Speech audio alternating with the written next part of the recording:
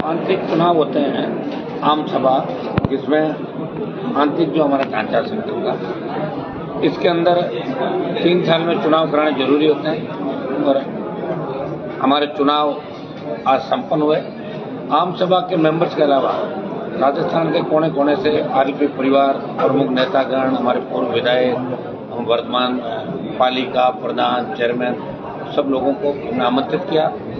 चुनाव के अंदर मुझे वापस राष्ट्रीय अध्यक्ष चुना गया पार्टी का। नगर, चूरू और बीकानेर के नौजवानों की भावनाओं को देखते हुए बहुत बड़ी रैली और उस दिन पूरे प्रदेश में अलग अलग कार्यक्रमों का मेन हमारा फोकस रहेगा बीकानेर 29 अक्टूबर को। इस रैली का निर्णय भी सब लोगों को लिया गया।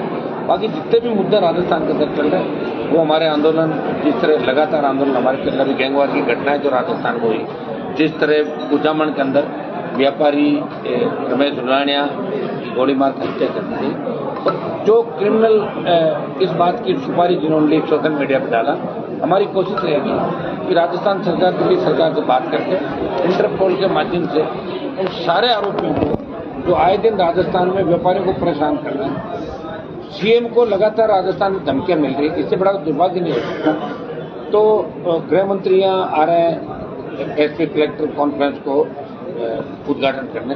हमारा उनसे भी रहेगा कि आप लोग इस राजस्थान की कानून व्यवस्था सुधारें। वेंटिलेटर पे चलेगी राजस्थान की कानून व्यवस्था, भरोसा नहीं रहा किसी का।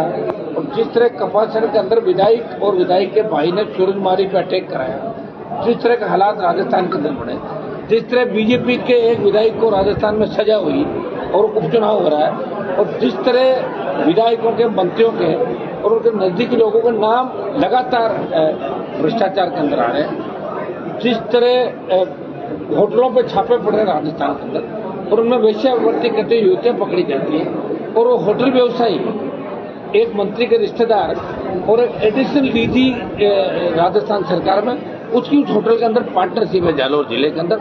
तो ये इस बात की ओर इंगित करता है कि राजस्थान बर्बादी के राह पे खड़ा, बर्बादी की ओर चला गया। कोकस मंत्रियों का, भ्रष्ट नेताओं का, माफिया का और गैंगस्टर गुंडे अपराधी को फोकस बन गया। आम आदमी का जीना राजस्थान के अंदर मुश्किल हो गया। अभी जो ये क्राइम के आंकड़े आए थे एनसीआरबी के, उसके अंदर ये बताया कि राजस्थान रेप और गैंग रेप की घटनाओं के अंदर नंबर 1 पे आ गया देश के अंदर, लगातार नंबर 1 पे। दलितों पर अत्याचार, किसानों की आत्महत्याएं, नौजवानों की आत्महत्याएं, कोटा, जयपुर, सीकर के अंदर छात्रों की आत्महत्याएं इस बात की ओर इंगित करती है कि राजस्थान को एक मजबूत नेतृत्व की आवश्यकता है, मजबूत शासन करने वाले व्यक्ति की आवश्यकता है। भजन लाल जी जो हंसी के पात्र बन गए, जिनके नाम से शीघ्र ही चुटकुलों की किताब जारी होने वाली है, भजन लाल के चुटकुले, शीघ्र मार्केट के अंदर ऐसी अगर किताबें सीएम के नाम के आने लग जाए तो इससे आप अंदाज लगा सकते हो कि राजस्थान किस दिशा क्या हो जाए।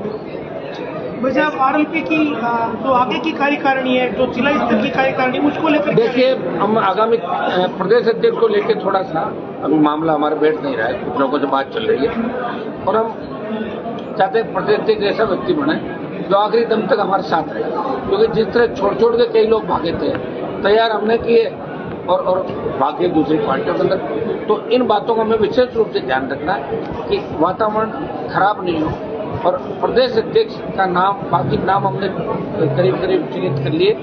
जिलाध्यक्ष हमारे करीब करीब फाइनल हो गए 41 जिलों के, और हम एक बार जिलाध्यक्षों की और प्रदेश अध्यक्ष और पूरी टीम की घोषणा एक साथ करेंगे। बाकी फिर वो समन्वय स्थापित करके जिलाध्यक्ष, प्रदेश अध्यक्ष, दूसरे एक हम युवा मोर्चा के अध्यक्ष की घोषणा करेंगे, यूथ का अध्यक्ष होगा, एक हम नया स्टूडेंट विंग आरएलपी पार्टी ने आज घोषणा करी है जो अपने स्टूडेंट विंग राजस्थान के अंदर बढ़ाएगी पहले, उसके बाद आवश्यकता पड़े तो दिल्ली और अन्य प्रांतों के अंदर भी स्टूडेंट विंग हमारी बहुत फॉलोवर है देश के अंदर, तो वहाँ भी काम करेगी। इसका नाम हम आजकल के अंदर रख देंगे स्टूडेंट विंग का, किस नाम से हम स्टूडेंट विंग का गठन करते हैं ताकि आगामी छात्र चुनाव भी जब भी हो तो हम मजबूती से राजस्थान में लड़ सके। एक हमारा महिला मोर्चा होगा जो दूसरे मोर्चे पहले हमारे थे, उसी हिसाब से और अन्य मोर्चे प्रपोज बना के हम जल्दी इसकी घोषणा इसी माह के अंदर करेंगे। और 29 की जो हमारी रैली होगी वो एक राजस्थान को नया संदेश देगी और उस रैली से आपको लगेगा कि राजस्थान का जवान किसान क्या चाहता है। और रैली बड़ी ताकत के साथ नौजवान अपने अपने हिसाब से रैली बीकानेर के अंदर लेके जा रहा है। पंचायत चुनाव आज की पार्टी मजबूती से राजस्थान में लड़ेगी।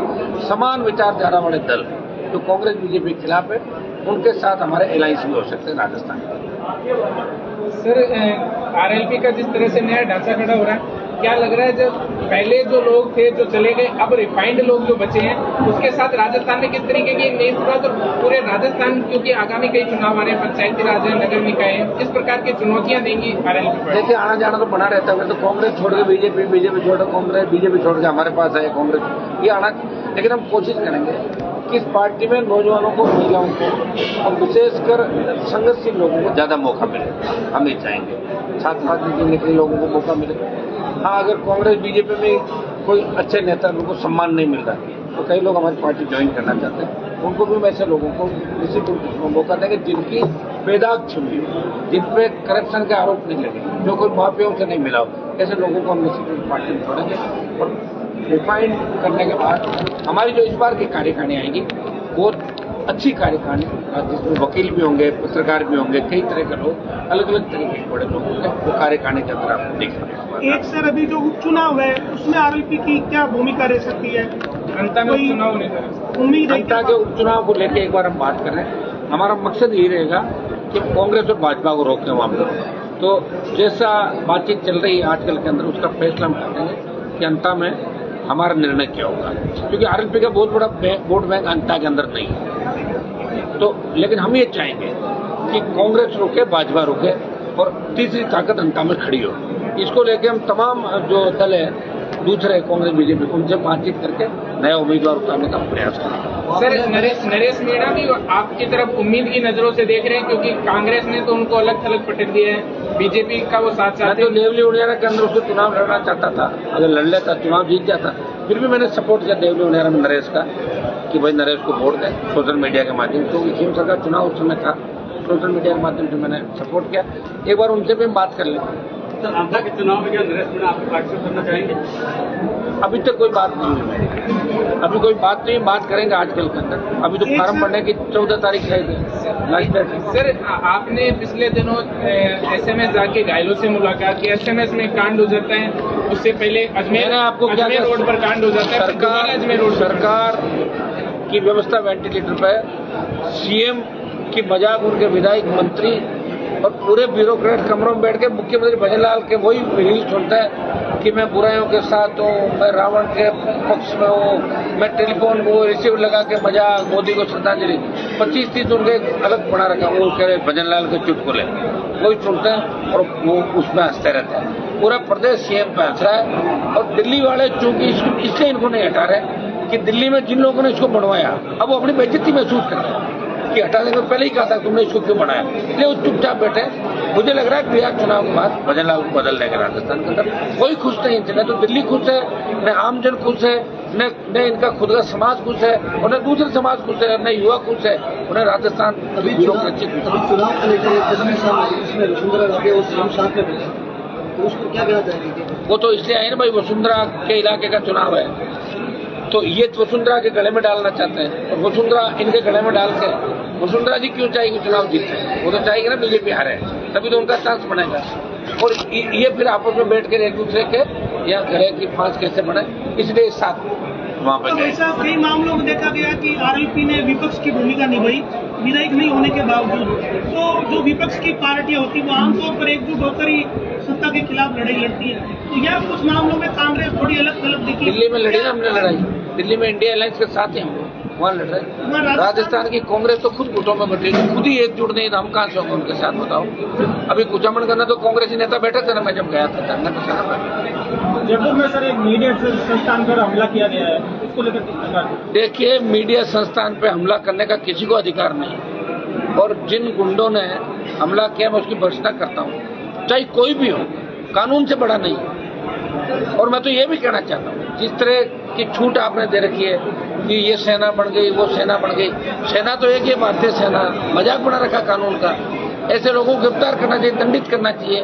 राजस्थान के अंदर अगर मीडिया अपनी बात नहीं कह पाएगा, कोई नेता अगर किसी तरह की बयान इतिहास की बात कहते तो उसके खिलाफ आप मोर्चे खोलते हो, चाहे जैसे बकवास करते हो आके, ये छूट राजस्थान में किसी तरीके से नहीं मिलेगी। राष्ट्रीय लोकतांत्रिक पार्टी ऐसे हमलों का विरोध करती है और गुंडे बेईमान और बदमाशों के नाम से अगर आप संस्थानों के नाम रखने लगे तो राजस्थान और बर्बाद हो जाएगा। इस नारगढ़ी के अंदर गुंडा है, नाम रखो क्या उनका सबका। एक सर बड़ी मुश्किल से शेखावाटी डीबा नागौर में गैंगवार खत्म हुई थी, 12-13 के बाद लगभग शांति हो गई थी, लेकिन ये जो अभी रोहित बता रहा इनकी जो गैंग है ये फिर से। तो आप अपने आप को सीएम फीलिंग कैसे कर सकती? जब सीएम हो ही नहीं, सीएम कैसे होगी? ये तो सामंती सोच हो गई।